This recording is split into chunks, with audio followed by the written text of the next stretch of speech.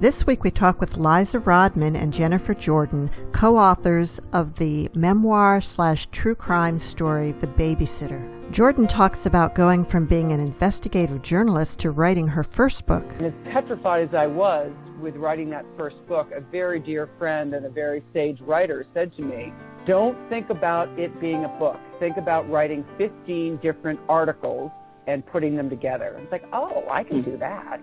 Welcome to Writers' Voices with Monica and Caroline. I'm your host, Monica Hadley. Caroline's taking the week off, but check in with us next time and she'll be back. So this week we have a really interesting true crime/memoir written by Liza Rodman and Jennifer Jordan. And the title is The Babysitter, My Summers with a Serial Killer. Liza Rodman attended the University of Massachusetts at Amherst and received her Bachelor of Arts with a concentration in creative writing from Vermont College. She and her husband live outside Boston and have 3 children and 5 grandchildren. The Babysitter is her first book. Jennifer Jordan is an award-winning author, filmmaker, and screenwriter with decades of experience as a news anchor and investigative journalist. In addition to her own books, Savage Summit and The Last Man on the Mountain, she has ghostwritten 2 other books, so that makes The Babysitter her 5th book. Welcome to Writers' Voices, Liza and Jennifer. Thank you so much. Monica. And am I pronouncing your names correctly? You are. All right. Mine's pretty easy. Yes, it is.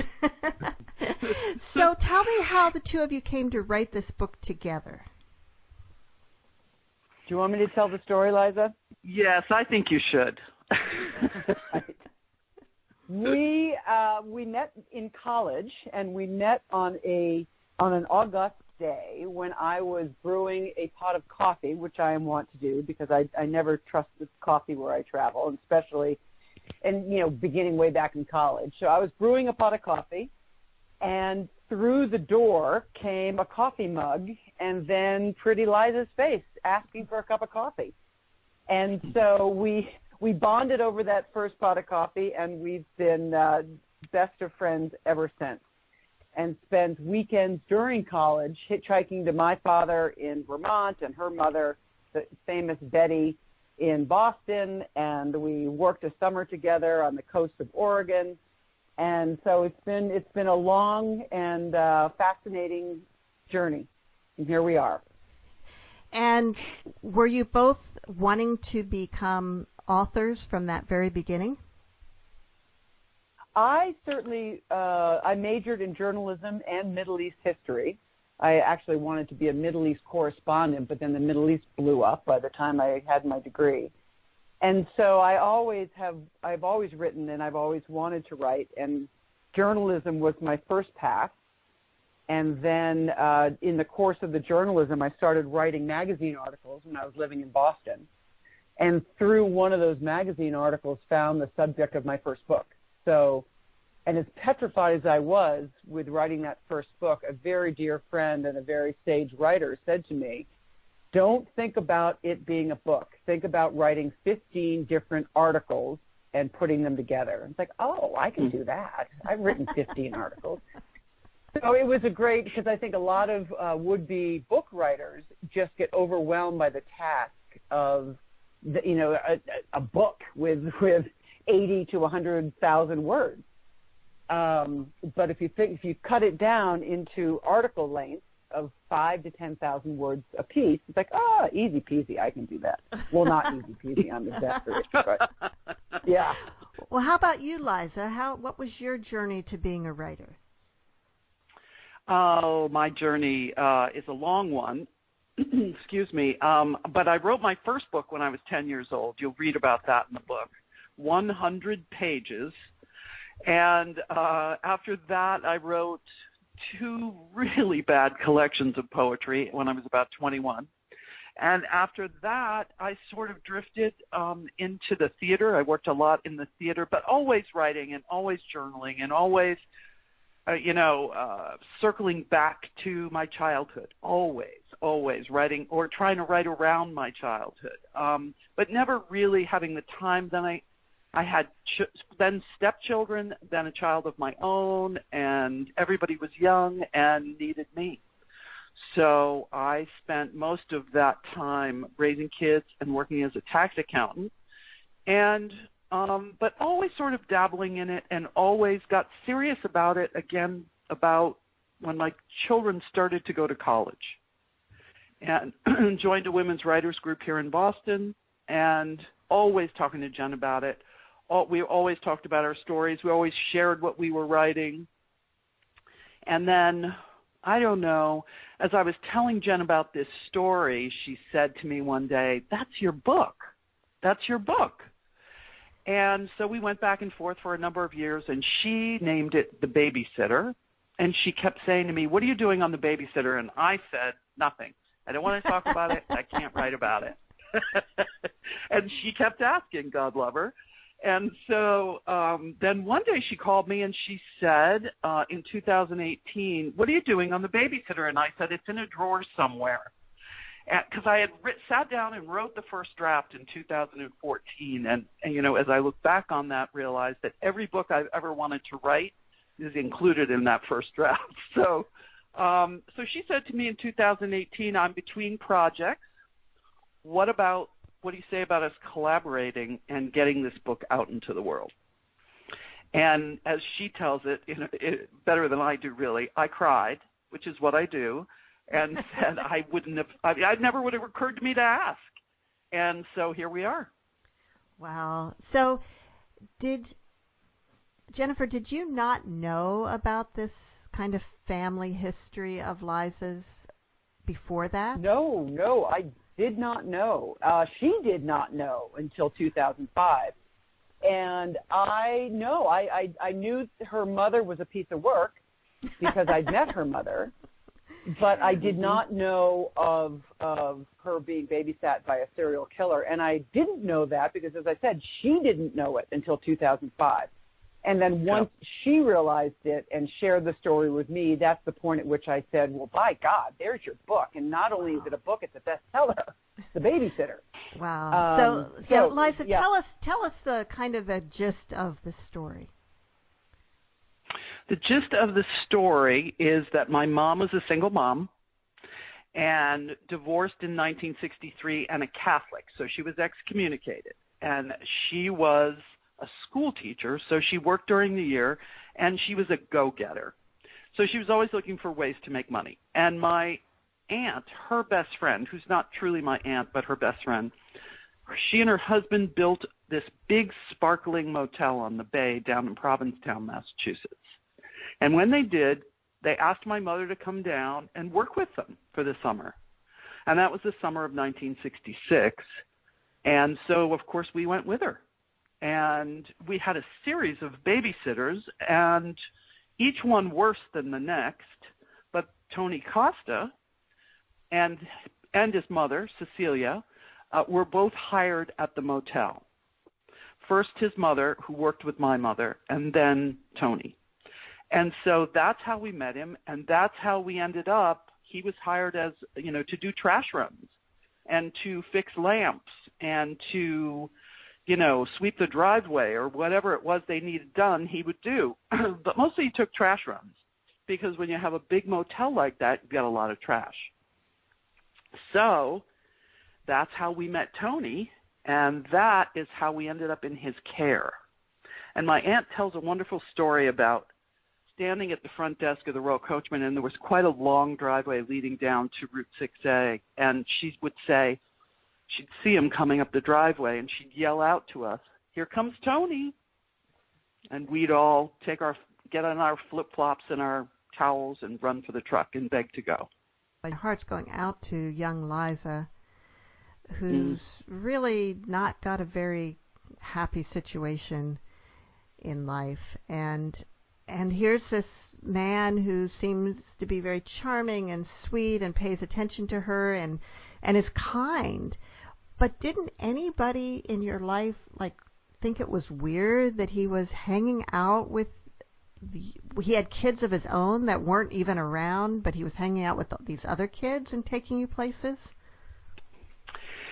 I guess the answer to that is no. You'd have to ask them. I think it was more of a type of a thing where he was like a cousin. That's how I describe him. He was like that cool cousin with the cool bell bottoms that you wanted to be and that you wanted to hang around with. Don't forget his mother worked there. And his mother was relatively close to both my aunt and my mother. And she was, closer to their age. She was a mother figure to them, I think. And so to have him hanging around, it was like a cousin or an older brother. And they were always, remember, they were maybe 30, 32. So they were always looking, they called my mother the babysitter finder. And so drop of a hat, if you need a babysitter, call Betty. She'll get you a babysitter.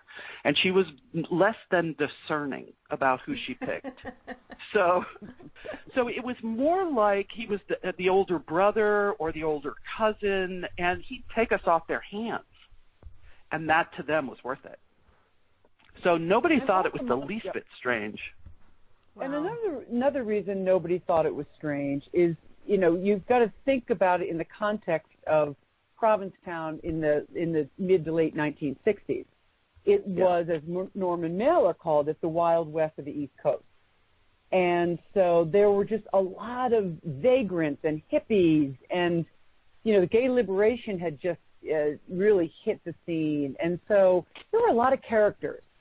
And the fact that Tony was, not what you might call reliable and not what you might call necessarily balanced, he was at least, he showed up and was friendly and gentle and kind to Liza and her sister and her cousins. So it was, he kind of blended in with this crazy scene going on and wasn't the least bit noticed for, shall we call them, his vagaries. And he was able to kind of, sin in plain sight, like the rest of the community was doing at the time. Well, and there were lots of workers at the hotel, too, and he was among them. And they were all young guys, college-age guys, some high school-age guys, and women. So it was a teenage scene, if you will. And Tony was known in town, and a lot of the people who worked there were from town. So they all kind of knew each other. And I remember one of the comments I got during one of my interviews with someone else who was there at the time said, everyone thought he was a great guy, and we put that in the book, and he was. And so he sort of melded in with this coterie of young people who were all working at the motel at the time. So it just wasn't that unusual. Wow. And, of course, you never suspected anything at the time. No, not at the time. So how did you find out that Tony was a serial killer? Well, I during the time we were in Provincetown, we knew something had happened, but we weren't privy. And, sometimes looking back, I wonder if I really ever connected. Cecilia was Cecilia Bonaviri because she was remarried, so she didn't even have the same last name as Tony. And so we just knew him as Tony. So what ended up happening to me was, as I went back to school to finish my bachelor's degree when I was in my early 40s, and I started having these incredible nightmares. And they were all fairly similar. I started writing them down almost immediately because they were so troubling and violent. And there was always this man with this anonymous face. And so as I'm writing them down over a course of about 6 months, they're becoming part of my thesis for my undergraduate degree and part of my process journal, if you will. So one night I had this nightmare, where there was Tony. And there was his face, and it was the first time I saw a man's face in the dream. And he backed me up against the wall in the motel, and I was in my little 9-year-old girl spaghetti strap nightgown. And he backed me up against the wall and put a gun to my head. And when I woke up, I was traumatized. And so at that point, I decided, when I got home, I was actually in the dorm when I had the dream, and I decided I'd better start asking some questions. And so my mother and aunt came for dinner shortly thereafter, and I said, is there something that happened that you're not telling me? Is there something that happened to me? And because I'm having these dreams about, and here's Tony Costa in my dream. Why am I dreaming about Tony Costa? And that's the point at which you'll hear in the prologue that my mother says to me, well, I know he became a serial killer. Like I know he became a dentist. Yeah. Yeah, and I was just a moment in time where everything slowed down. And I think, all writers or many writers will tell you and have told you that they become obsessed with something and can't let it go. And that's what happened. Yeah. It sort of took hold of me.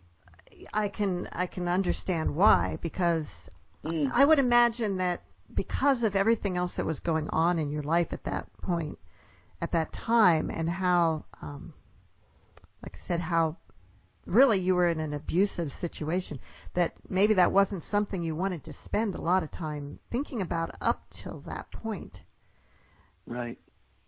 And right. I mean, I spent a lot of time writing about those stories during, the trajectory of my life, placing them in different spots.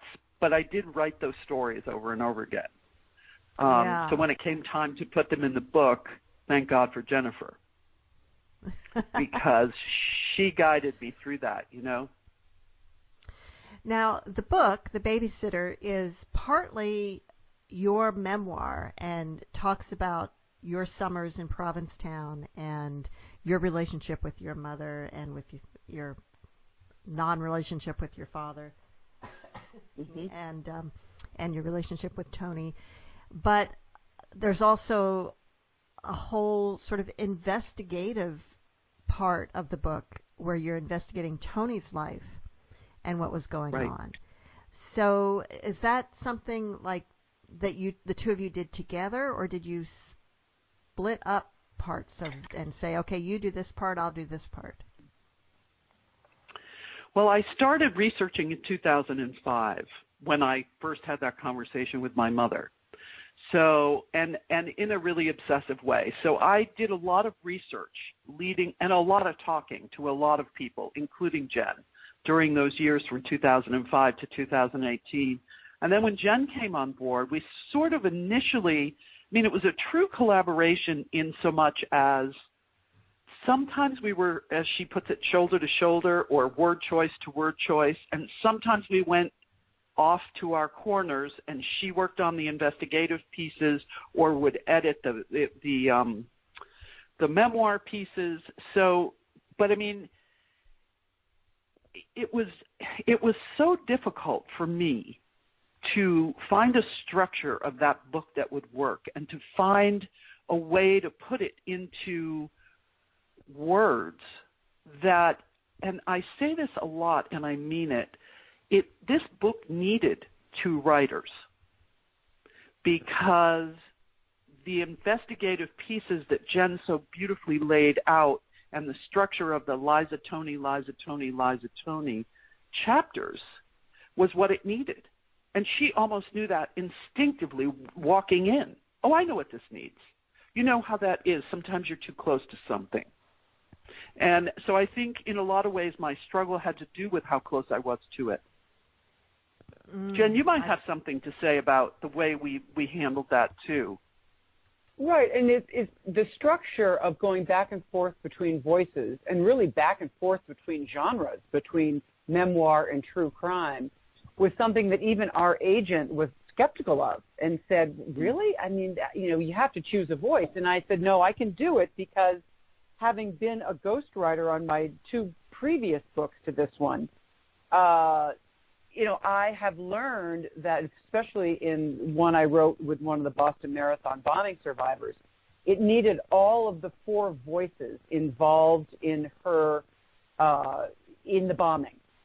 And so I knew that I could go from voice to voice to voice and do it seamlessly. And so when Liza and I started talking about this structure and discussing, well, okay, am I going to help you write your memoir, or are you going to help me fill in the pieces of the investigation, and it will be kind of your story written by me, or how we're going to do this? And I said, no.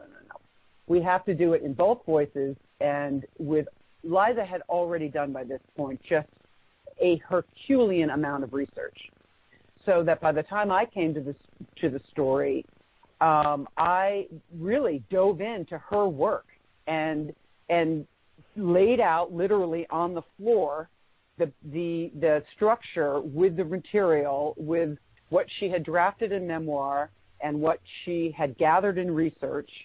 And then, as she said, we worked sometimes cheek to jowl and sometimes in our own little corners for days at a time. And then we would come together, and usually in beautiful houses on the East Coast. I don't know how we managed that one, but we did.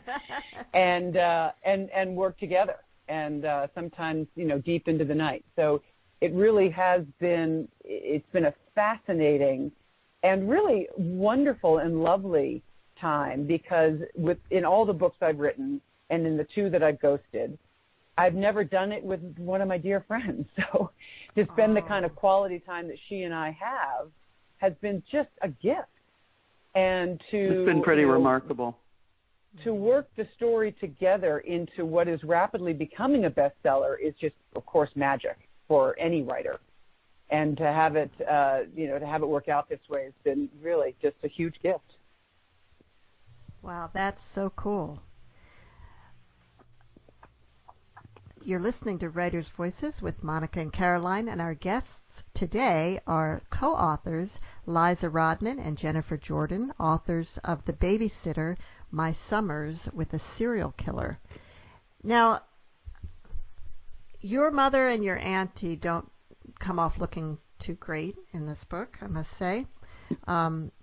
Are they, what kind of response are you getting from family members and other people who are in the book? Two things. I think you have to contextualize it further with both of them, because they were both young. They were both, that's the way it was then. We had an enormous amount of freedom as kids. And, when they did try and find us a babysitter, they didn't do such a great job. So, and my mother, Jen and I have gone back and forth. In the beginning, I was almost like Patty Hearst with a little Stockholm syndrome, trying to describe what happened with my mother and how it felt. With family members, I'm getting, I'm sure I'm getting polite responses. I'm getting enthusiastic responses. I'm getting, I wish I could have helped responses I didn't know. You'd be amazed how many people who were actually there with me and had the same experience I had at different times didn't understand what was going on, because, of course, they were living their own child life. And in the beginning of the book, I think we say this about other people seeing things quite differently. My sister, for instance, and she's a really good example, really doesn't want to go there. She doesn't want to delve into all this. And she's gone so far as to describe me as the rememberer and her as the forgetter, for reasons that are very personal, and and that I have to respect, and so doesn't she, or so does she. So I really mixed reactions, but mostly very warm reactions. And I didn't put anything in the book that I couldn't corroborate, that I didn't say to someone, "Do you remember this?" And she'd say, or he'd say, "Yes, but I remember this too," or "I remember it in a different way," or, we talked a lot about Cecilia's sweater, both in the book and in all of our lives. So while it was a very wild time and a very rough time for me, it was less of a less so for other people, and surprised people. And that's not really a surprise to me. Mm. Well, it's, and I'm thinking about this, and I'm thinking, well, does that make it better or make it worse? That people In what way? Well,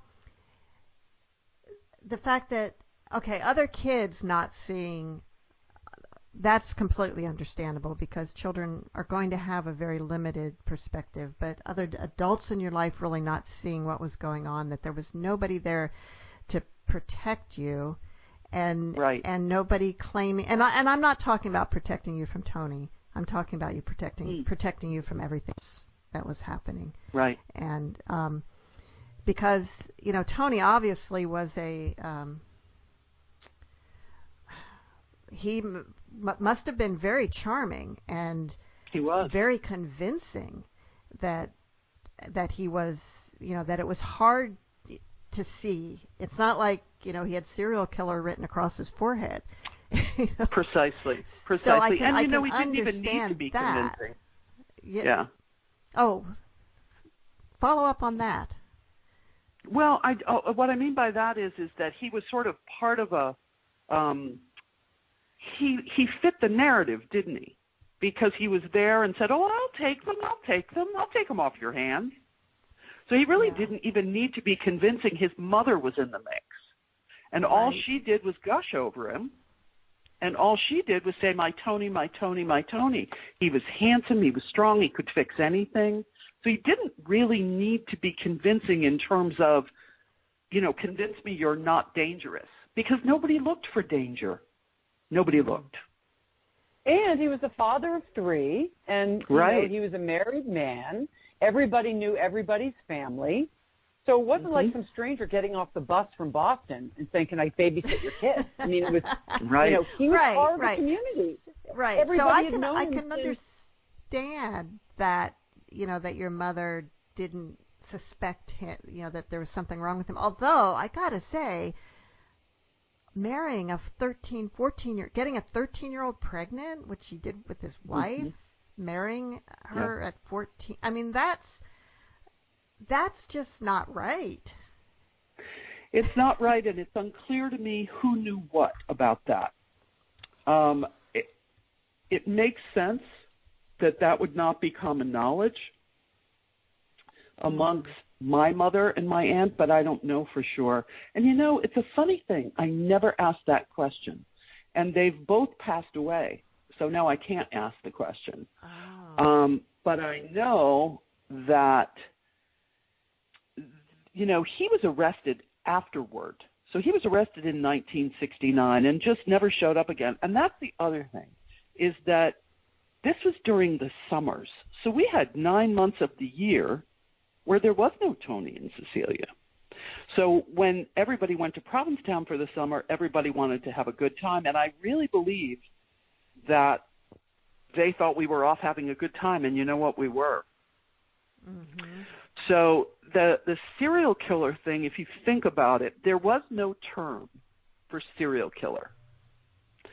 It was never coined until the 1970s, until the FBI formed their behavioral science unit.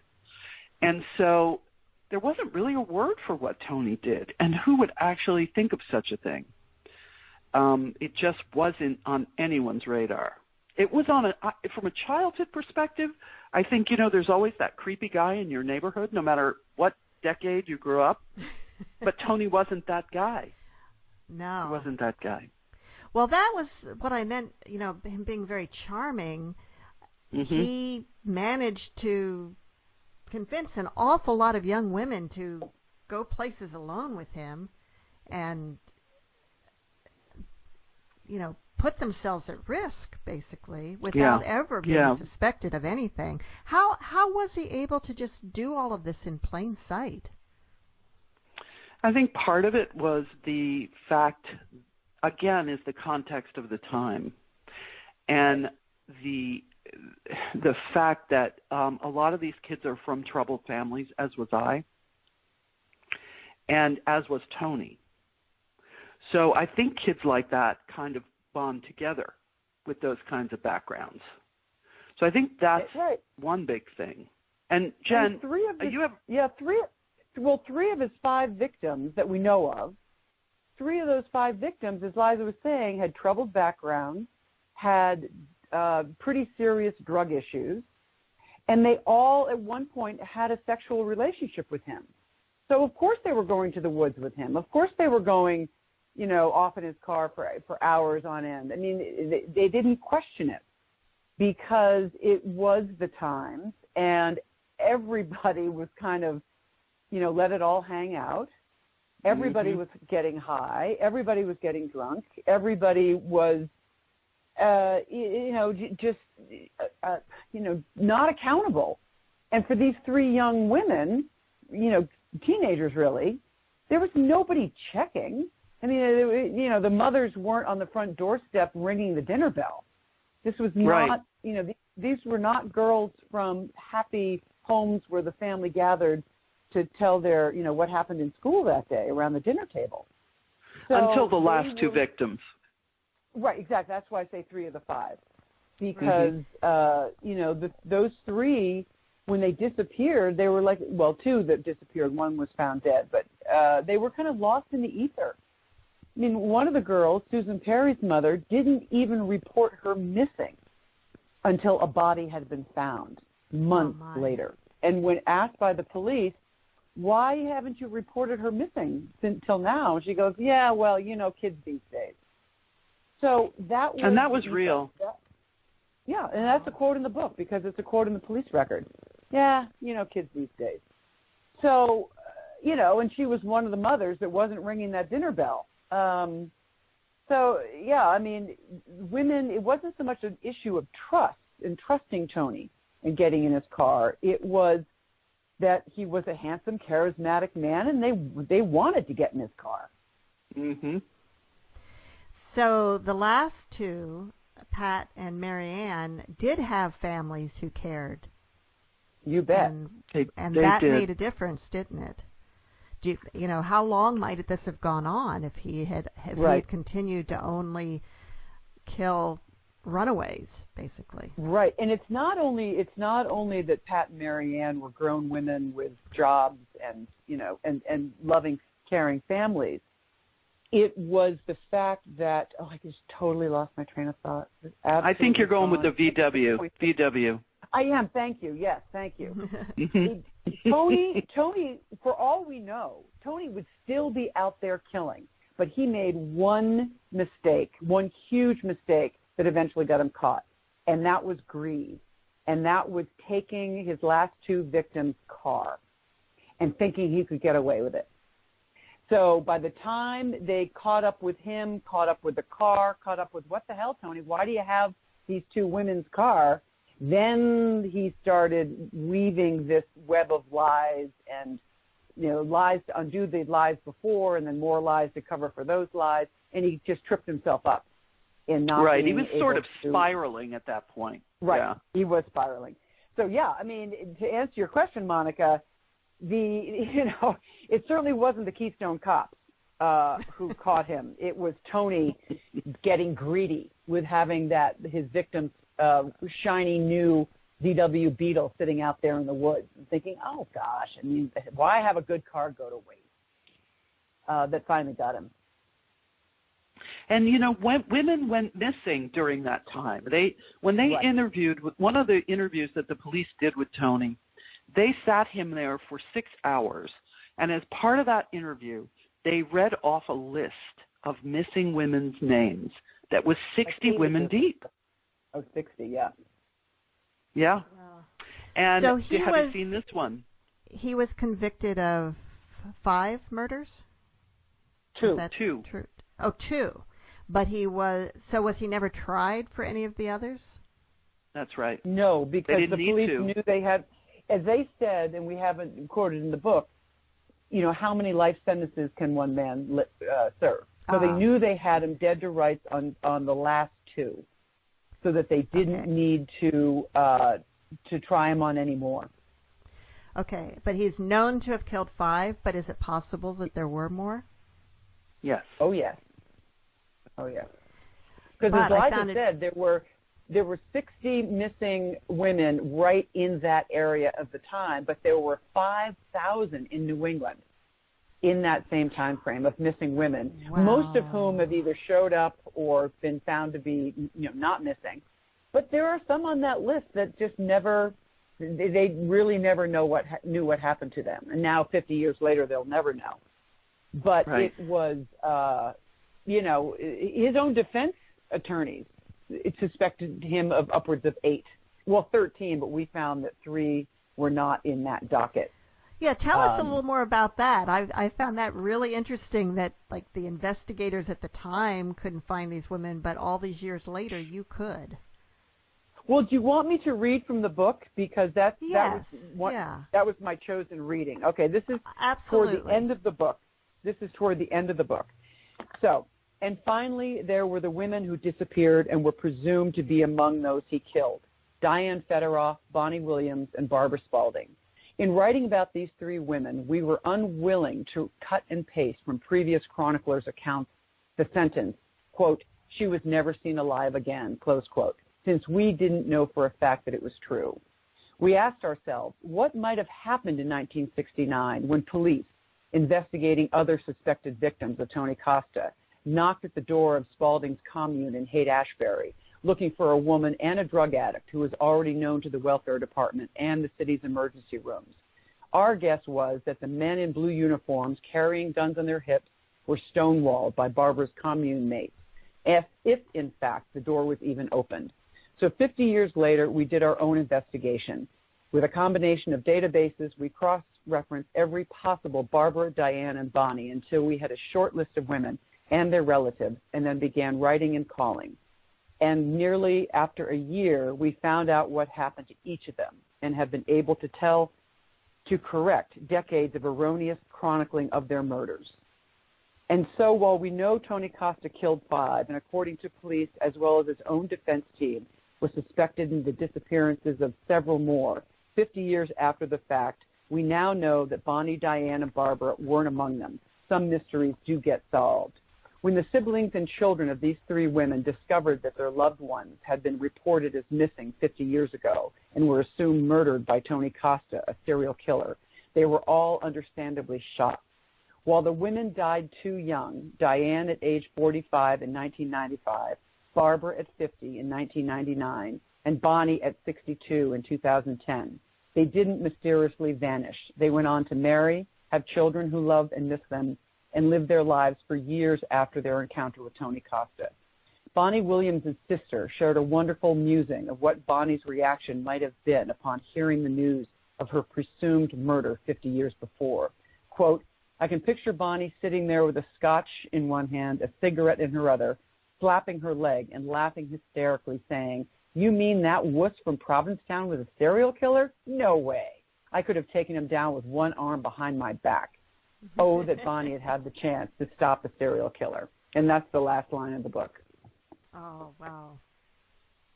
And in fact, her sister, I sent that sister a copy of the book, and she just today, while we were waiting for your call, emailed me and did a screenshot of that last page and said, "Oh my God, I love this." Oh. So it was a wonderful moment to connect with with the sisters and the daughters of these 3 women who had no idea how history had recorded their loved one. Wow. Now, have a lot of people written about Tony Costa? Because he's not someone that I was familiar with. He's not like Son of Sam or, one that that I've heard a lot about. Right. No, they haven't. One book was published 40 years ago that was much more a book about the case and the trial and the murders themselves. So Tony wrote a manuscript that was never published, and because it really is just a horrific piece of work. And then another writer, and we had all of his records, which were so invaluable, did exhaustive interviews with Tony, many of which were on tape, which we have. But that book was also refused out of hand, and not published. So we have 2 unpublished manuscripts and one that was published 40 years ago. But that's it. He was headline news at the time, but not since. And how were you able to get all that material? Liza? Well, it was I started with trying to get the trial transcript from the state of Massachusetts and discovered I waited 3 months. That was my first piece of research. And I waited 3 months, and 3 months went by, and they emailed me and said, we can't find it. So I said, well, I'm going to have to go another avenue. And then I discovered that the man who had written the exhaustive account of the case in 1981 had passed away and left all of his records to Kent State University so that they were in the special archives. So I went there just to check it out. And what I discovered was boxes and boxes and boxes of evidence from the trial. I discovered the missing trial transcript from the state of Massachusetts. I discovered what was inside the glove box of Pat Walsh's VW and the dentine gum that still smelled. And 10,000 pages of police interviews, as Jen said, taped interviews that were falling apart in my hands. They were cassettes, and they were just disintegrating, which I then had digitized for posterity. I discovered Tony's personal effects. So I had so much research I didn't know what to do with it. And it took me many times going back and forth to Kent State to go through what I had discovered there. And basically, in part, what Leo D'Amour was his name, the man who wrote that book in 1981, and he had a good relationship with the police. He was an old newspaper man on the Cape.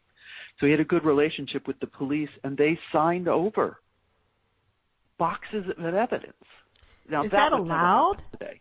No, I was gonna say. I don't think so. Not anymore. But again, it goes to the point that Norman Mailer made, which was it was like the Wild West, and it was. Mm.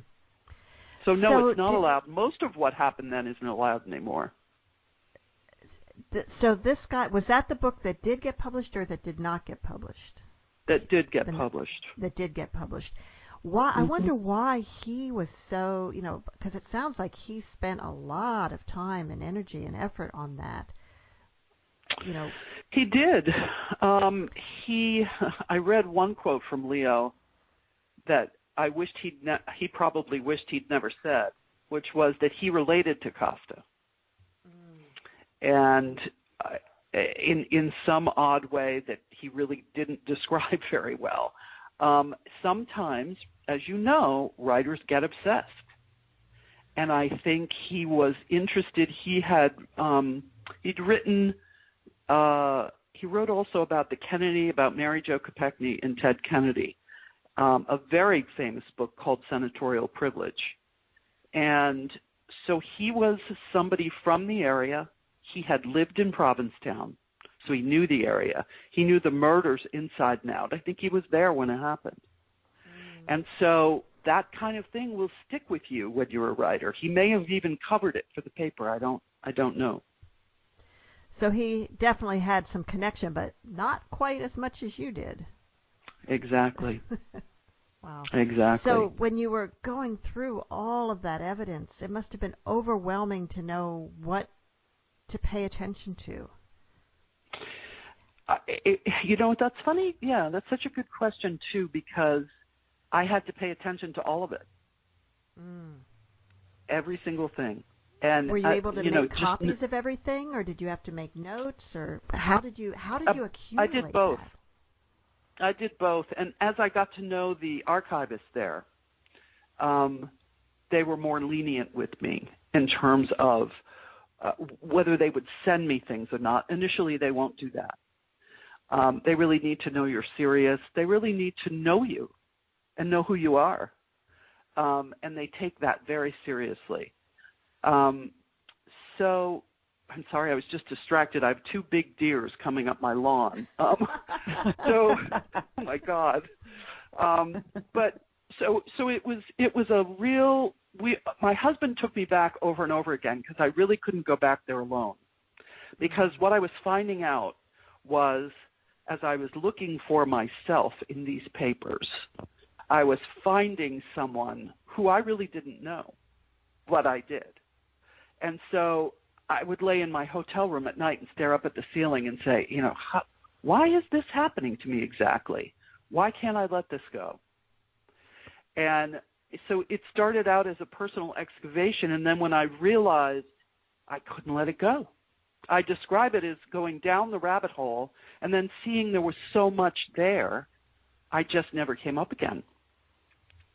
And I think it led me to this book. Was there something that you found there that totally surprised you, that was like, or was like, okay, this makes sense. This is the key, the clue that I was looking for.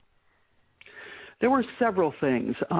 There was a description. So I went to the fourth grade, at the beginning of fourth grade in Provincetown. And during that time, there was someone had called in a bomb scare, which were big in those days, or starting to be big anyway. And I was there that day. I was in the school that day.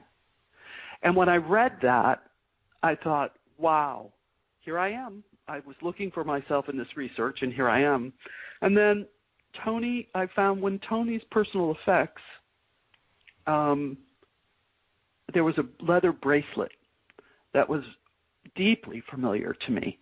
And his sunglasses, which were prescription because he had terrible vision. And, of course, when you're driving kids around in a truck in the summertime, you're wearing sunglasses all the time. So, and then there's a note that gets written that Tony writes and puts on that VW in the woods that says out of gas to try and distract the police or whoever was going through the woods that day and saw the car. And he wrote it with a red magic marker, and the magic marker was in the things that I found, and it still writes. So those kinds of things will stay with me forever. So what happened to Tony Costa in the end? What the official report was that he was found dead in his cell. He was convicted in 1970, and in 1974 he was found hanging in his cell. And the official report was by suicide. And yet, 6 months before Tony was found dead in his cell, the Boston Strangler was found dead in the same prison, and we think in the same cell block. And I have always maintained that megalomaniacs do not commit suicide because they're so righteous. And Tony always thought he was going to get a new legal team. They were going to get him out. He was going to walk the streets of Provincetown and go into his favorite pharmacy for a cup of tea and his Lorna Doone cookies. He had convinced himself not so much of his innocence, but that he was righteous in what he did. And so I don't think that's the profile of a suicide. I think that's the profile of somebody who was killed in prison. And he was a pontificator, and you could just see how annoying he must have been to the fellow prisoners in preaching the gospel and practically calling himself the Son of God. And right, he found really, Jesus. That's right. Right, proselytizing and lecturing about the evils of drug abuse, and you could just see them saying, "Oh, just shut the hell up." And he also, there were also rumors of possible drug connections. We don't know. We will never know. But did he ever confess to the crimes? He did. He confessed, but immediately retracted it. Yes, he confessed, but he did it on tape. He did it during a polygraph. Right. But then immediately said, no, I was under duress. I didn't do it. And if I was there, my friend did it. And, if I helped my friend, well, yeah, it was that kind of thing. It was just his imaginary friend. Yes, right. exactly. No, he had a lot of those guys, yeah. And they were all guilty of murder, but not he, although he witnessed them. Wow. And the more he talked himself into these circles, the more it became blatantly, painfully clear that his knowledge of the crime was only possible by somebody not only there, but somebody holding the knife, because of his descriptions of it. So yeah, he was a talker, and I can only imagine that in prison it's got to be a little bit too much for the inmates. Well, before we run out of time, I think we'd like to hear a little more from the book. Oh, great. I was going to, so as you know, the book is broken down into alternating chapters between Liza the child and the investigative, omniscient narrator telling you about Tony. So I thought I'd read the prologue. Great. Liza's Nightmare, 2005. Close your eyes and count to 4, he whispered. I felt his breath on my cheek. The barrel of the gun was hard and cold against my forehead. I counted, and when I opened my eyes, he was gone. I sat up quickly in bed, gasping, my body soaked with sweat. It was pitch dark in the room, not even a sliver of the moon to offer some light. Another nightmare. I'd been having them for almost 2 years, during which they had become more and more violent and vivid, and in each I was hunted by an anonymous man with a knife or a gun. I would struggle to recognize him, but he kept his face turned away from me. Then, just as he'd find my hiding place, I'd wake up with my heart pounding and adrenaline coursing through my legs until they ached. But this nightmare was different. In this dream, I was a young girl again, probably 9 or 10, in my summer pajamas, walking down a long hotel hallway. Suddenly, the elusive man blocked my path, backed me up against the wall, and pointed a gun at my head. I looked up at him, and I finally saw his face. It was a man I hadn't seen since I was a child in Provincetown, Massachusetts. Tony Costa. Tony had been hired as a handyman to fix torn screens and leaky faucets in the seaside motel where my mother worked summers as a housekeeper. Everybody thought Tony was great, especially me.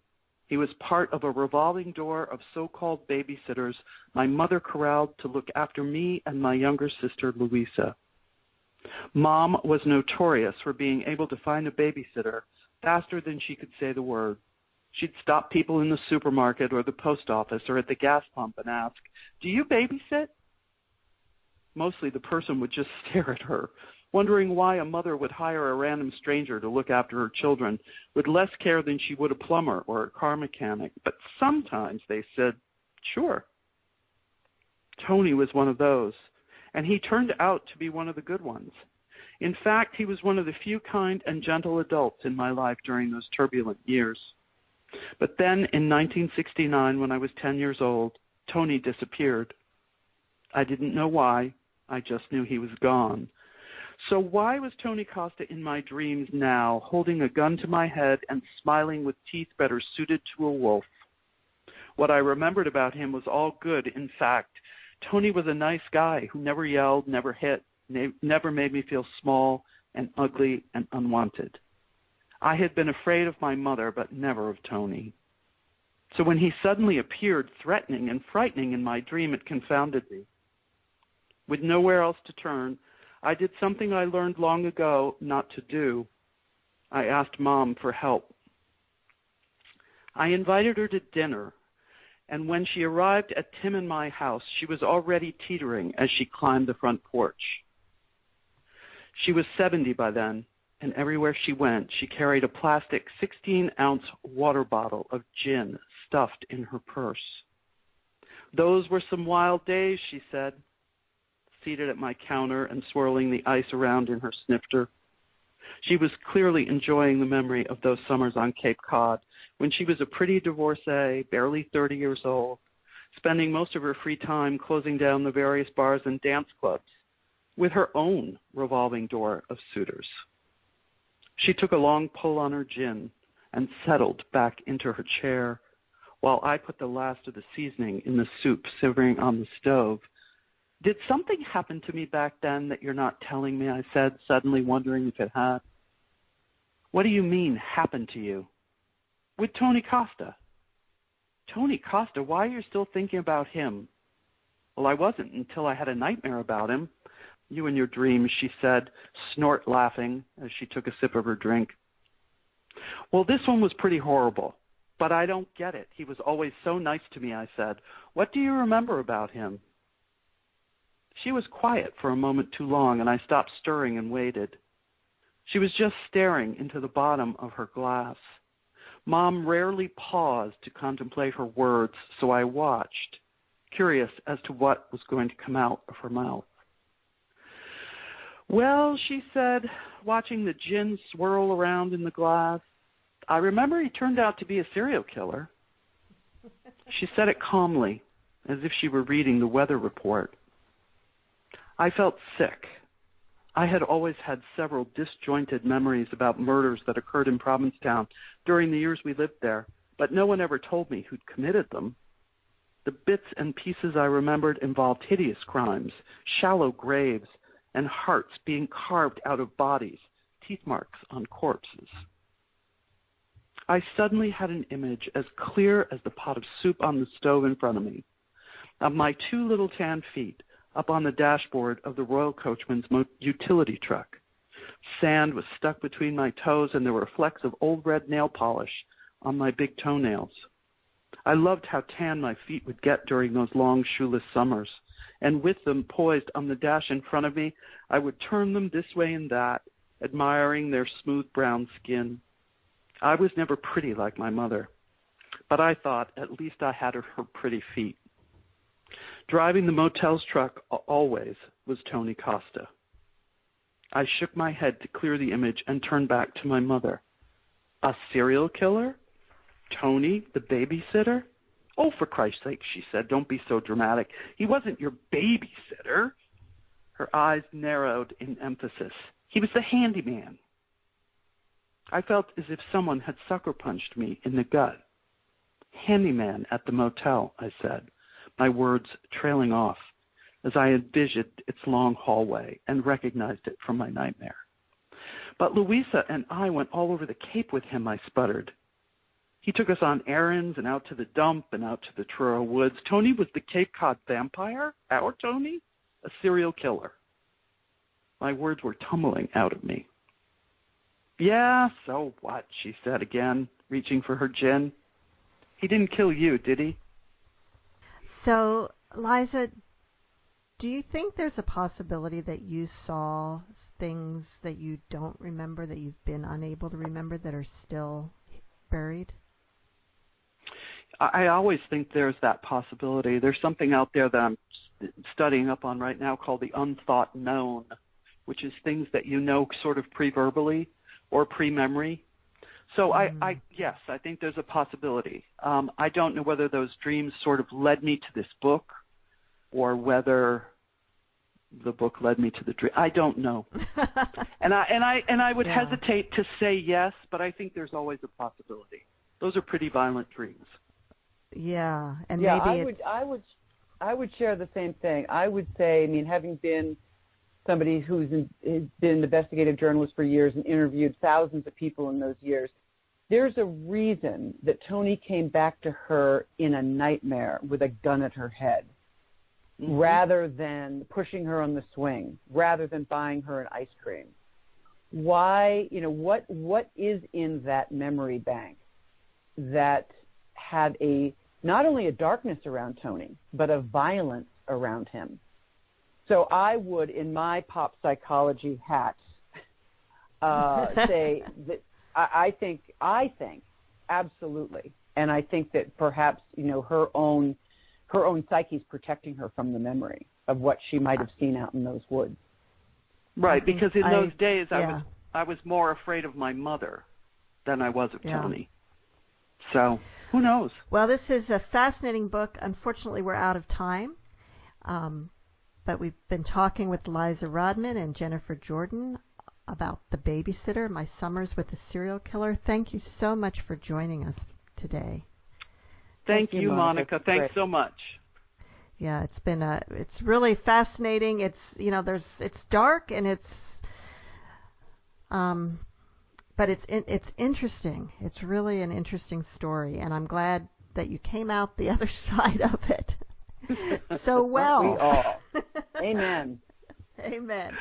And we Thank you. close with a quote, and I have a quote today from Natalie Goldberg, who I actually interviewed recently on Writers' Voices, and I think you have done what she recommends, which is write what disturbs you, what you fear, what you have not been willing to speak about. Be willing to be split open. Yep. That's beautiful. Yeah. And thank you again, and see you all next week on Writers' Voices.